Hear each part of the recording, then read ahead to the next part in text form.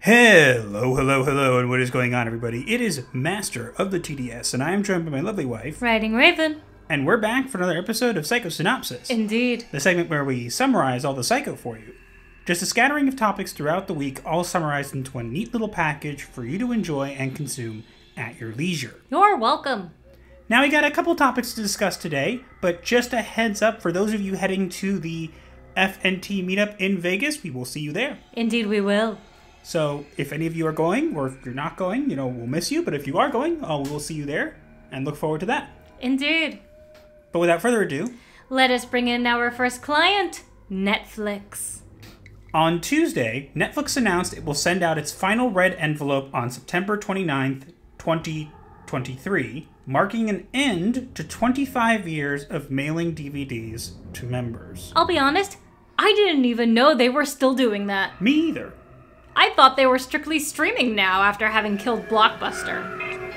Yeah, well, I remember I have some very good memories with this because my mom would get us, when we were younger, my sister and I would get us videos that she thought would be good for us to watch, and we'd order them by Netflix, and we'd watch them Saturday nights.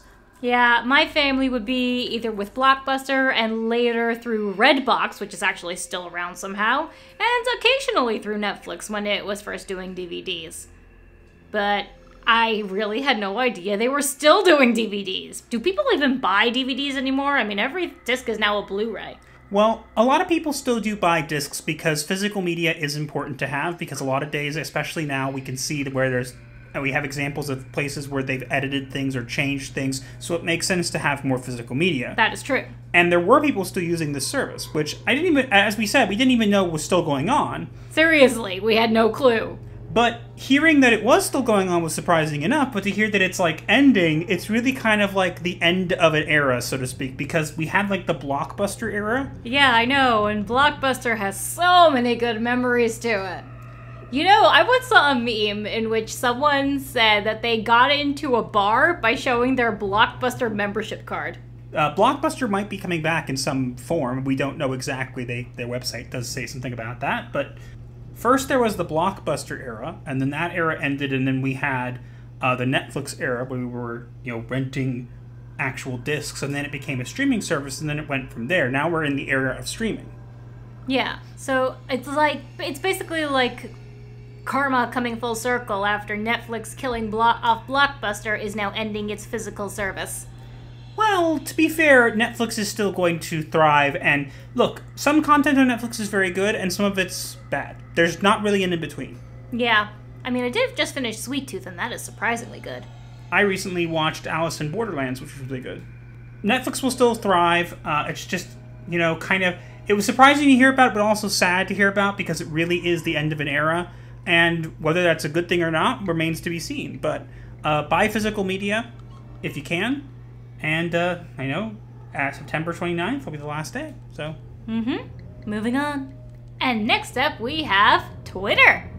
Twitter removes blue check marks from legacy verified accounts, including the entitled celebrities, journos, and more, and they aren't handling it well. No kidding. Now, there's been an update on this. We've been told that Elon Musk is actually paying for a couple different celebrities, but also now apparently he's paying for more. But also, if you are over 1 million followers, you have a chance of, automatically getting the check mark. I don't really know. Honestly, I think that this whole check mark system was stupid. Yeah. I get the practicality of it, and that it was used for verification or whatever. I think there was a way that we could have used this in the correct way. I don't think Elon is doing it in the correct way right now. Yeah, really. I don't know what he's thinking sometimes, but he has been making quite a few mistakes. Yeah, but you know what? Look, we have to give him a little bit of slack. Again, I'm not a huge Elon fan, but we have to give him some credit for taking risks and actually trying to do something to change things versus what was kind of the way before. Fair enough. Will this kind of get walked back? I think it will. I think it will get walked back to some degree. I think it already is starting to get walked back to some degree, but I don't think that celebrities should be the only people who get these check marks. I think that having them be they should have to be verified in a certain way. Or maybe, I don't know. It's complicated to explain, and I'm not, again, as I said, I'm not an Elon fan, but I think that regardless of anything else, we can at least say it's entertaining.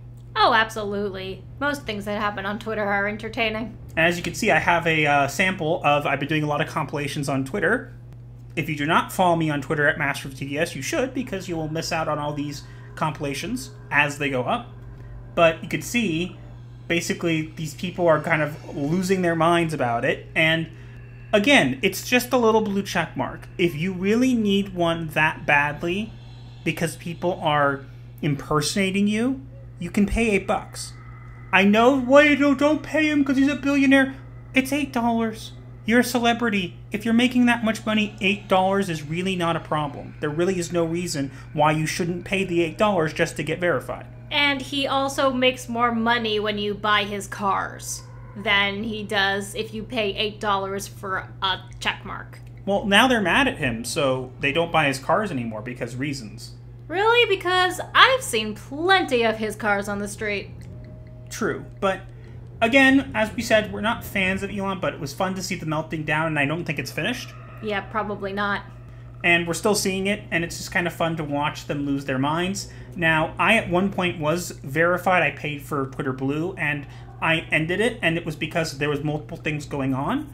But the thing that I'm waiting for, and the thing that might actually get me to pay $8 is because I have a significant following on Twitter of over 8,000, which is pretty good. He has mentioned monetization of content, and I would really much like to see that, because if I can monetize certain content that I post, I have a bigger reach there, but also it might, make up the money that I'd be paying for Twitter Blue just from making money off whatever. So we'll have to see. It's interesting. I definitely think he's made a lot of missteps, but there's, definitely more hilarity to come. No, absolutely, I can agree with that. Whether we're laughing with Elon or at Elon remains to be seen. Indeed. Let's move on. And next, we have Twilight. Kill it with fire. Please! Why does it exist? Lionsgate has reportedly started making plans to give Stephenie Meyer's Twilight series a television adaptation / reboot with Stephenie Meyer on board. Why? Because J.K. Rowling is doing that with Harry Potter? That's probably the reason. No, just no. No, no, no, no, no, and no with a side of no. And also, did I mention no? You may have mentioned it a couple times. No! No, no, no, no, no! So, if people don't realize why Raven doesn't like this, it's because they made a mockery of vampires in the Twilight genre. At least when you ask Raven, she believes they've done a couple things that in this saga that she didn't like and changes they made, and that's why she has such a strong opinion. But I'll let her kind of fill in exactly what it is she doesn't like about it. Oh, trust me, I am not the only one with this opinion. Just from that picture alone, he is sparkly!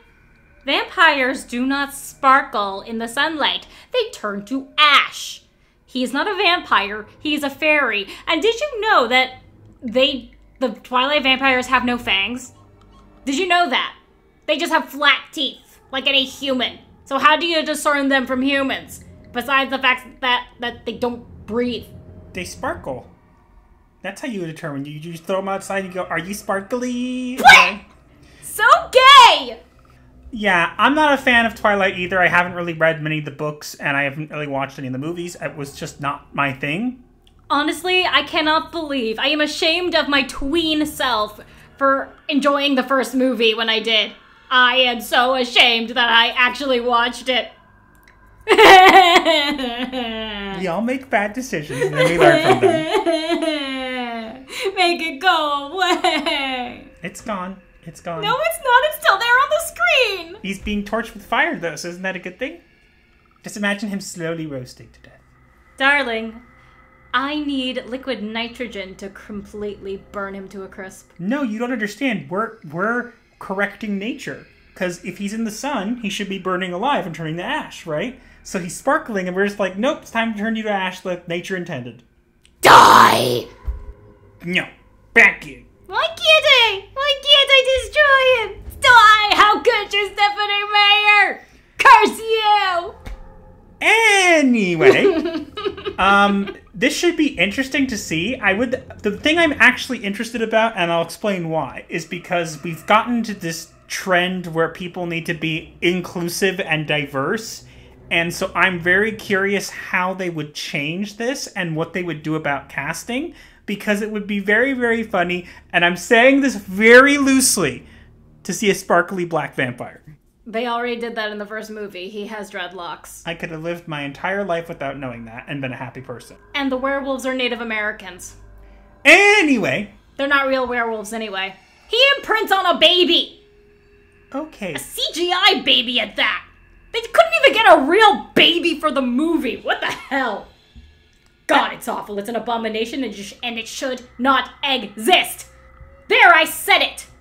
Okay, so we're going to move on before, Fine, yeah, let's move on before I really lose my temper. Or you spontaneously combust.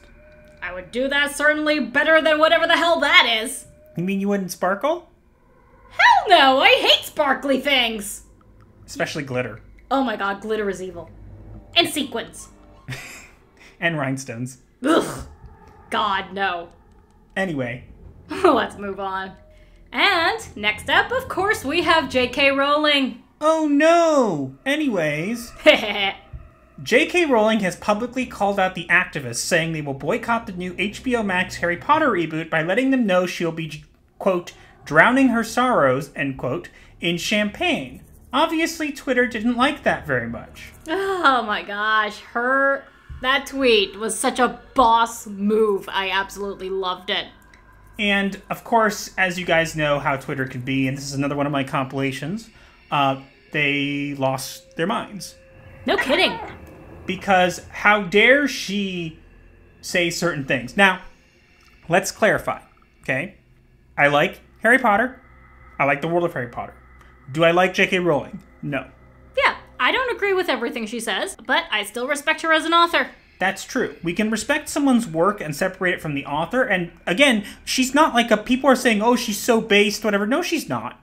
Look, she has one opinion that's different from the main mob, and the rest she kind of falls straight in line with them. Yeah, pretty much. But because this one thing is so important, they get mad at her, which is, again, fun to watch them flip out because they're hilarious and they obviously have no concept of logic or reason. But does that mean that I will protect this show? Does that mean I will like this show? No. They're already saying that there's a rumor going around that they might be casting more, being more inclusive and including a lot more black people in it. And again, there's no problem with including black people if it works with the story, but if it doesn't and you're making changes just for the sake of, black people, that's kind of sad. I mean, they've already got Dean Thomas, Lee Jordan, Angelina Johnson as the black people. There's Cho Chang, who is Chinese. There's the Patil twins, who are from India. And just wait. If they do race swap all of the Weasleys, then that is true proof of gingercide. They're not going to do that, or if they do, I'd laugh. But let's read a couple of these because they're fun. I'm sorry, but I can't see a millionaire as a victim. You chose to be transphobic, and trans people decided not to support you. You were a children's author who decided that hurting trans people should be your life's goal. One life, and you chose that? There once was a time when I would have been excited to see a Harry Potter TV show, but your bigotry ruined it for me. A series where the Death Eaters are based on Yahtzees, and like you originally intended would be cool.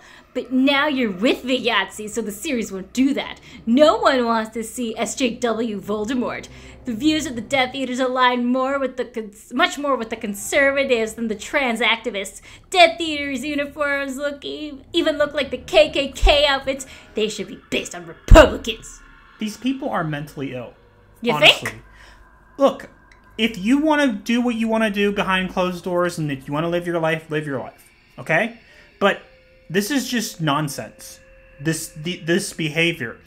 Have you guys gone to Universal Studios ever? Probably. Have you bought a wand? Have you bought Hogwarts robes? Whatever. You are paying J.K. Rowling. It should not be picking and choosing. Hogwarts Legacy is one thing they chose, and then they're now choosing this. And again, if you don't like the idea of a reboot or whatever, that's totally fine. I'm not a fan of the idea of a reboot either. I think that there's potential I agree, because from what we've heard, it's going to be that each season covers one book, which means that there's potential for them to put in so much more from the books that they have to leave out in the movies. Yes, but there's also potential for changes to be made, and if that happens, it will be terrible. And again, I'm not entirely, set that we need a reboot, but, if they do it well, it'll be interesting, and this will make money, keep in mind. I mean, I'm willing to give it a chance. I'm willing to give it a chance, too, but not if they start casting and the casting shows that they're making changes based on inclusivity and diversity. I'd rather pass. True, I mean, they did miscast Hermione for the Cursed Child. We'll see. Anyways, it's fun watching these people melt down. Not a giant fan of J.K. Rowling herself, but I think that respect where it's earned for what she made, and these people will continue to cry. It is fun to watch. It is indeed. Let's move on. And speaking of Twitter meltdowns, we have David's actor from Lilo and Stitch. Just like with the casting of Nani in the live-action Lilo and Stitch, the casting of David as Kaiho Mikado met with insane levels of backlash. After discovering Mikado had used racial slurs, the role was recast with Kaipo Dudoit taking over as the new David. And I probably mispronounced all of those because they're crazy names. Yeah, and neither of them look like David. Yes, but so they found that he'd used racial slurs, so they recast him, but these are the same people who go out there and say that race-swapping certain characters, whatever, is okay. Like, Ariel's okay because she's a fish and she's not real. That doesn't make any sense. I'm sorry, you can cry and scream about it all you want, but logically, if you're going to say that it's okay to harass people like this, read some of these. Off your producer. Death to the casting director of this movie. I'm so serious. Somebody gotta die. Literal death threats. Everyone making this movie needs to be in prison. I'm going to off myself in front of the people who are casting this movie to change the trajectory of their lives in hopes they will change their minds. That one is quite extreme. If anybody thinks that this is okay behavior because, well, it needs to be Native Hawaiian and whatever, wrong, especially if you're endorsing Ariel, because guess what? Nobody sent Halle Bailey death threats, at least as far as we know. Nobody attacked them. But you get something that you don't like, and now it's okay for you to do it? No. Even so, with this whole its skin color doesn't matter because Ariel is a fish, if they really were trying to be proper in the casting of a mermaid, they would have cast someone with blue or green skin. I don't understand when it became a thing where you need to have people look like the whatever. I think that they should. I think that when it comes to casting, you should cast somebody who looks as close to what is on the screen as possible. It's what they used to do. But now it became a thing where they must be exactly what's portrayed on the screen in order to be cast in that role, and that makes no sense. Yeah, because that's literally impossible. You're never going to get anyone that looks exactly like the role. Ever. And these people are never satisfied, and they're saying, oh, it has Hawaiian, the story's rooted in Hawaiian culture, whatever. That may be true. But again, this behavior is not okay. This right here, they like to label us as toxic fandom. This right here is the toxic fandom. Mm-hmm. You're looking at it. That's what the toxic fandom is. These are the people who harassed Kelly Marie Tran. These are the people who sent death threats to Riva. And they say that it's going to be us, that it's us, and we're the ones who are doing it. No. If this is how they act when someone's not the right skin color, that just shows us that they are the people who are the real toxic fans. Yeah, but they will never admit that because they have too much projection in their brains. True. But you know what? I'm calling you out. You are what's wrong with fandom. You are the toxic fans. Guess what? We may have had criticisms about Ariel, and we may have not liked the casting. And maybe you have your own reasons why it's okay, and that's fine. But we never sent her death threats. We never got mad at her. We never went against her and tried to cancel the actress because you know what? We didn't blame the actress. We didn't like her. We didn't like some of the things she was saying. But nobody was getting mad at the actress. They were getting mad at the fact that the role needed to be changed at all and the reasons behind it. That's simply the facts. What he said. I'm tired of it being, well, when we do it, we're bad and we're toxic, but when they do it, it's okay. This right here is an example of the hypocrisy of these people, because they think this is okay, and when they got the casting changed, right, when it was changed because of racial slurs, you should have seen the tweets. They're like, yay, bullying works! Now do Nani! Quick, somebody go dig up some racist stuff about Nani's actress now! These people are mentally ill. That is the only thing I can say, and that is the nicest thing I can say. I say put them all in straitjackets and pump them full of sedatives. And there's even was an arson on the set of the live-action Lilo and Stitch, which they're saying is not related, but at this point, these people are so insane, I would not be surprised. Yeah, me neither. Moving on. And speaking of Disney, next up we have Kang. What variation is the truth? A good question indeed. Multiple alleged abuse victims of Jonathan Majors have come forward following his March arrest and are cooperating with the Manhattan District Attorney's Office. He's been dropped from at least one movie that we know of, and his PR person has also fired him, and it looks like he's going to become the next JD. Well, look, we don't know if it, again, keep in mind, innocent until proven guilty. The text messages they released did not do him any favors. And we'll have to wait and see kind of what happens here. But again, innocent until proven guilty. But if he actually is guilty, then he deserves he deserves punishment for his crimes. If he's not, that's terrible what they're doing to him anyways. When did it become a thing where it's okay to judge people before they do anything? If the people had said, hey, you know what? We're going to take a step back from you until this is resolved, and then we'll reach out to you again. That wouldn't have been nice either, but at least it would have been a better approach. But the PR firm dropping him, one of the movies dropping him, the army pausing campaigns and all this kind of stuff, they literally go ahead and make him the abuser, make him this terrible thing before we even know if it's true. Yeah, when did that start? 2013? It started with the Me Too movement, unfortunately. Look, nobody says that he's not, guilty. We don't know. But it shouldn't be a thing where we automatically decided he's guilty just because somebody said so. It should be a let's wait and see what the evidence shows. Because the evidence will ultimately is what will be what convicts him or not. And with JD and AH, we saw a complete reversal of what everybody thought. Indeed. And it was glorious to behold. Yeah. And this is ridiculous. I really do hope, and we're not going to applaud this and say, yay, it's bad for the MCU, so it's good. No.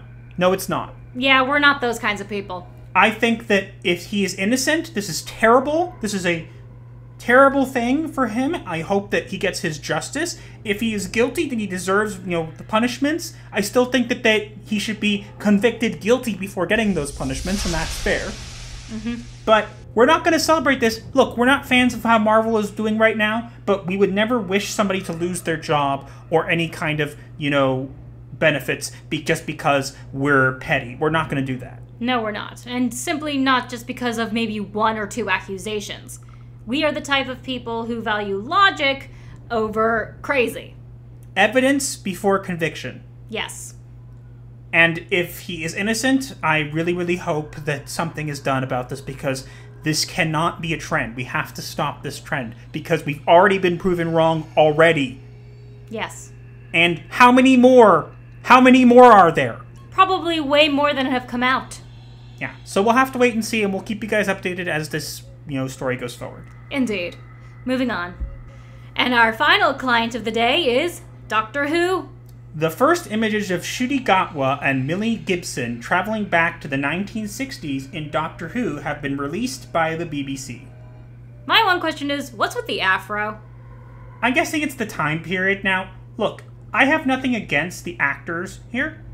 I've actually seen Ncuti Gatwa. I've actually seen him in some things, and he actually has he probably can definitely do the Doctor role. However, I think they're trying way too hard to, milk nostalgia for this, and they've also cast a drag queen as one of the main villains recently, which came out as well. Yes. Oh, God. And then we saw the whole thing with Doom and whatever. And look, nobody's saying that this can't be good, but I'm just a bit concerned because right now what they really need is goodwill, and they're not getting it. And unfortunately for me, they're bringing back David Tennant for 3 episodes, and that would be enough normally to get me really interested. because he's my favorite Doctor. And they're even bringing back Catherine Tate. I can't be bothered. No, nor can I. Like we've said before, the only reason we might watch that upcoming episode is for... Bernard Cribbins. Yeah. Rest in peace, good sir. I mean, I can't say it's awful, the design. I just think they're trying too hard to make it like or the Doctor and Rose kind of thing. And yeah, I mean, you're right. She does really look like Rose. And maybe this will work out. And, maybe we'll be eating our words. Maybe he'll do something. Maybe he will change things. But the Timeless Children really ruined a lot of things, and they don't have a lot of goodwill. And so what they really need is an about face. And seeing these kind of casting decisions and seeing the things that people have come out and said, like Ncuti referring to the Doctor as they, them, it's just, stop. It doesn't need to be this complicated hullabaloo. You can just give us what worked before. Don't change it. And look, if you are one of the people who like Jodie's run and you liked what you've been seeing, that's totally fine. But objectively, the truth shows that the amount of people who are tuning in went way, way down, and they almost didn't get another season. Yeah. This has been confirmed by Chris Chibnall himself. Yeah, the guy who destroyed Doctor Who. He had to fight to get another season, so... will this turn out to be good? I don't know. The 60th is coming up. Maybe that will get some hype back into it, but I don't think it's ever going to be back where it is unless they outright retcon the Timeless Children, which I don't think they will do. I think they will just ignore it, which is a shame because if they retconned it, they might actually get some fans back. I don't think they're ever going to get back what they had, and it's unfortunate because I really like this show. It was my favorite TV show ever, and I'm sad at what it's become. Yeah, me too. But, at this point, I've become so apathetic to it that not even David Tennant and Catherine Tate coming back could make me want to tune in. So, what about them retconning the Timeless Children? Even then, I'm not even sure I would tune back in because I've been burned so much. They bent the knee once. Even if they about face, that does not mean they won't bend the knee again. That is true. Once you bend it, it's hard to straighten it. Especially because once you bend the knee, you let them know that you're willing to cooperate and do what they want. And so it's never going to be enough for them. So they're constantly going to demand more and more and more because they need to fill the void within themselves. Yeah, but of course they're never going to do that. Yeah. So R.I.P. Doctor Who until we see otherwise. Yeah, moving on.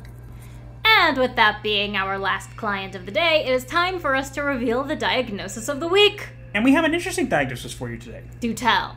So the diagnosis for this week is parataxic distortion. Please explain. So parataxic distortion is basically where you judge people based on past experiences, and it's almost unconscious. So for example, it's usually used to cope with past events. So for example, as it says, if a child is mistreated by his father, the child may not only attach the fear of anger towards the father, but they will relate this to fear and anger towards men in general.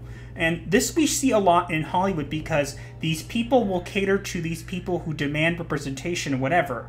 And then they get, something happens or whatever, and so they constantly see certain side. One side is in this light and held in high esteem, and this other side is held in like a bad place. So for example, they see someone who doesn't like what they're saying, right, or who critiques them, and they're toxic fans. They're not. They might actually have valid critiques, but it becomes a thing where based on their own perceptions of everything and their own judgments, they're always going to view people that way, and they're going to generalize. So they're always going to see one side as this bastion of virtue and liberty and this other side as this terrible toxic people, and so they're just going to group us up like that.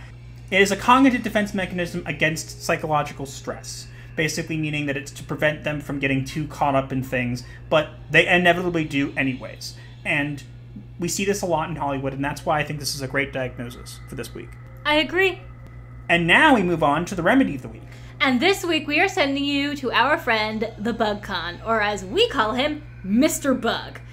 A content creator who does reviews of all the crazy things, rest in peace, your sanity friend, is a member of the Legion of Memers, a lord of the shovel, and helped Master create an anniversary video for us. Yeah. All right, this is our anniversary month. Raven and I have been married for 4 years now, which is crazy. But he was really helpful with that, and so I wanted to give him a shout out for that, and because he hasn't really uploaded a lot on his channel lately, and I think that he has some great content to share and some great insights to share, so hopefully this will get him kind of a little bit of a boost, and maybe it will help him kind of go back and start, putting out some more content there. Grab your shovels, head on over there, and let him know that Gothic Therapy referred you. Indeed.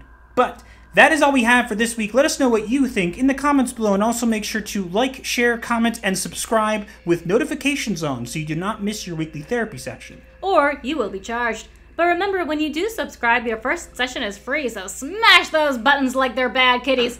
And do consider joining us at the dusk, midnight, or dawn level. We would appreciate it quite a lot. You can also find links to all of our socials in the description below, as well as links to our merch store and our Discord server known as The Clinic. Be sure to check them out. And if you don't want to stick with us here on YouTube, you can also find us on Rumble and Odyssey. And if you're going to the Vegas meetup, we will see you there.